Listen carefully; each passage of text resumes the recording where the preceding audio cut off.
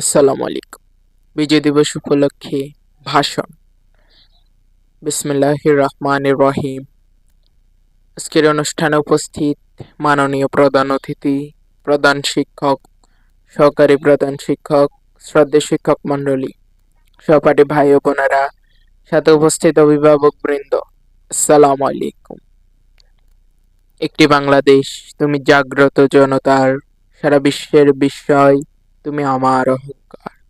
আজ 16ই ডিসেম্বর 1971 সালের এই দিনে বিশ্বের বুকে উন্মোচিত হয়েছিল নতুন এক মানচিত্রের নাম বাংলাদেশ। বলতে যতটা সহজে বলে দিলাম, আসলে কি তা এত সহজ ছিল? না।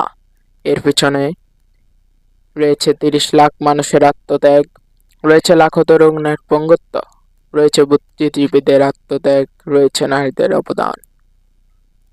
25শে মার্চের কালো রাত্রি থেকে শুরু করে বিজয়ের আগ মুহূর্ত পর্যন্ত পাক হানাদার বাহিনী বাংলার সর্বত্র যে হত্যাকাণ্ড চালায় তা বলার ভাষা রাখে না।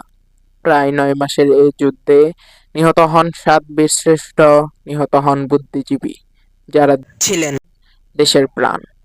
এই যুদ্ধের ফলে বাংলাদেশের মানুষের জীবনে নেমে আসে দুর্দশা। কিন্তু 1971 সালের 16ই ডিসেম্বর বাঙালি যেন সে দুর্দশা থেকে বেরিয়ে এসেছিল। আজ আমরা স্বাধীন, কথায় ভরে উঠেছিল সারা দেশের মাঠে ঘাটে। মুক্তিযোদ্ধাদের মুখে ফুটে উঠেছিল বিজয়ের হাসি। কিন্তু আজ আমরা সে স্বাধীনতা পেয়েও আমরা দেশপ্রেমী নই।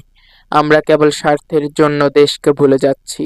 অথচ সেকালে স্বাধীনতা পায়নি তারা, দেশ তাদের শান্তি দিতে পারেনি, তবুও তারা দেশকে ভালোবেসেছেন। তাই আসুন আমরা শপথ নিই, তাদের রক্ত বৃথা যেতে দেব না।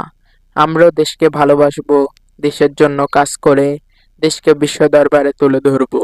এই আশাবাদ ব্যক্ত করে আমি আমার বক্তব্য এখানে শেষ করছি। ধন্যবাদ। ভিডিওটি ভালো লাগলে একটি লাইক দিয়ে দিবেন এবং এরকম আরো নতুন নতুন ভিডিও পেতে চ্যানেলটিকে সাবস্ক্রাইব করে দিবেন। ধন্যবাদ।